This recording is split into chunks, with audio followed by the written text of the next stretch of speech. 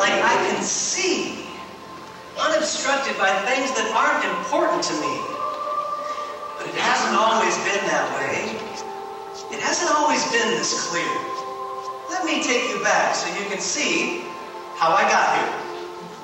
It started with a box of fortified kids cereal and the words "free" inside on the outside. What a deal. You see, inside the box was a prize, a free prize on the inside. So I begged my mom, please, can we get this cereal? I begged till I cried. I told her I would do all my chores as soon as I got home. But I lied. I'd do anything for that box full of cereal and the toy that was fortified. It looked like it was alive from the picture on the outside of the box. It looked big and like it could talk and walk on its wheels and bounce on its shocks. Yes, this truly was like no other toy.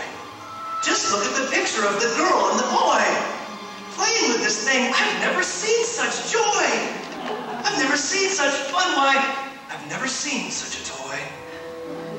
Somehow, I was convinced that this thing would bring true happiness.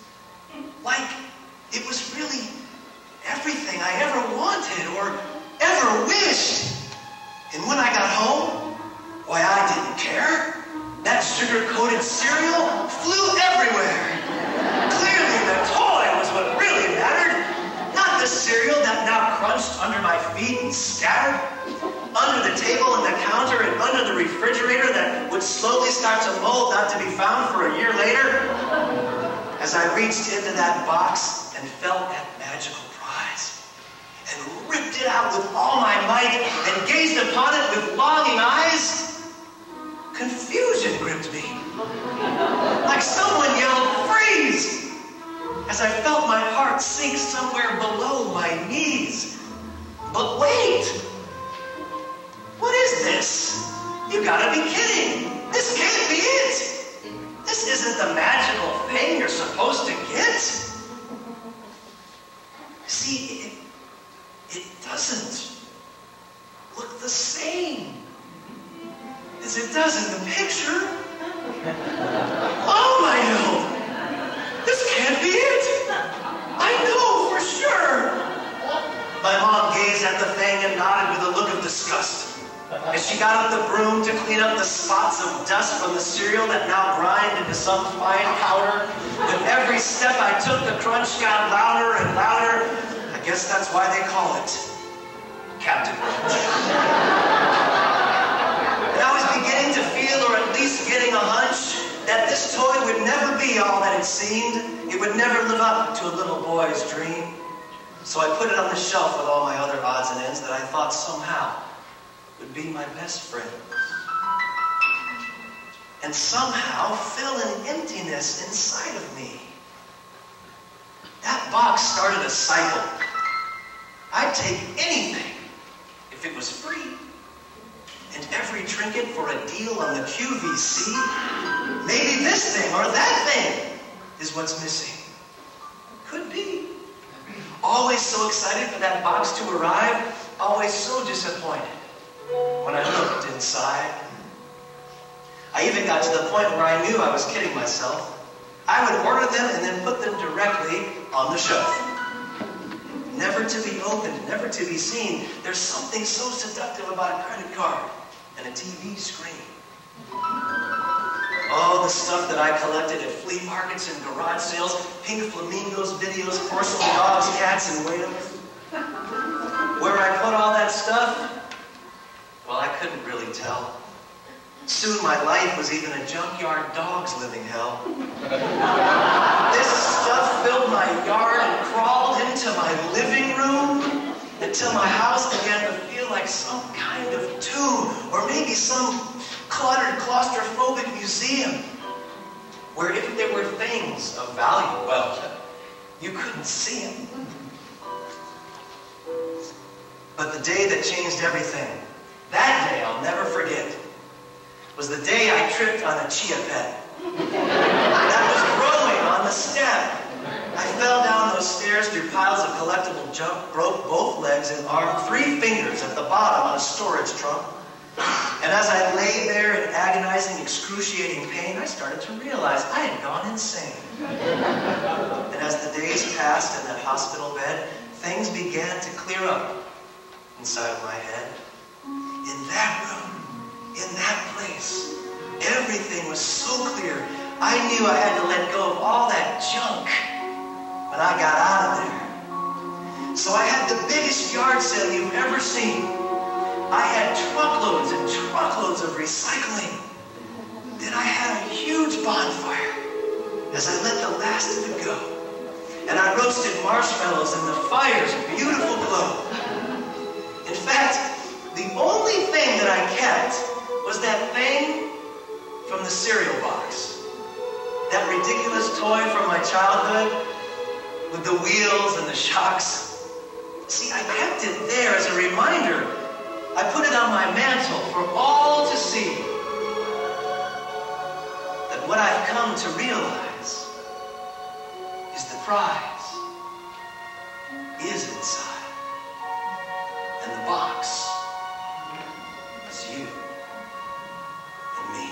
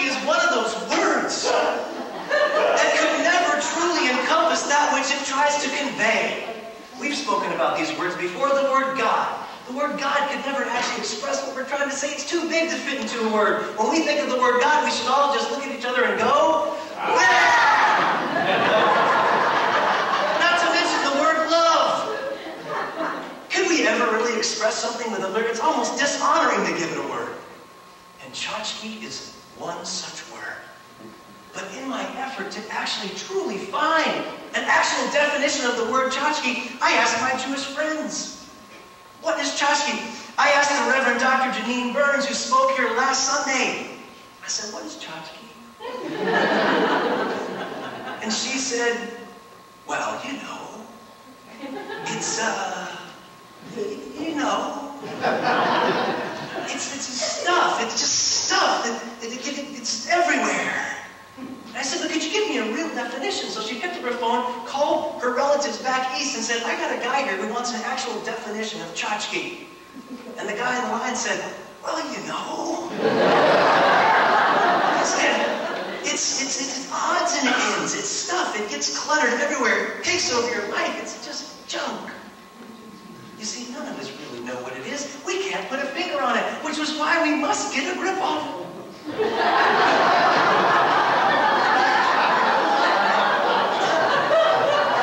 So, I asked Dr. Harold Bloomfield, #1 best-selling author in the goes directly back to Moses. He's got to know what tchotchke is. It's got to be related somehow to thou shalt not something. So I asked, I said, Harold, please, what is tchotchke? And Harold said, oh, Barrett, nobody really knows. And yet, we all know. You see, what I think Harold was trying to say to me was that there's something about tchotchke, something that we don't want to look at, something about it we're in denial of, something about it that reflects who we are. And so today, we will begin the process of creating what I call awareness of the tchotchke factor. The tchotchke factor, yeah. The tchotchke factor can begin to become a compass to the kingdom in our lives. The tchotchke factor is an awareness that will take our mind off of the crazy materialistic world and put it back onto spirit. It will begin to take what our priorities are, and put it in the front of us at all times and bring us to a place of peace, ease, and serenity.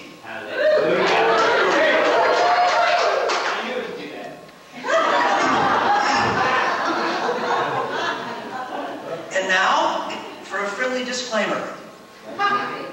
We at Celebration Church realized that this very topic could bring up some serious psychotchotchke issues. Not to mention tensionotchke. Tensionotchke is the tension created by territorial tchotchke between people who live together. The worst of which, spousal-otchke.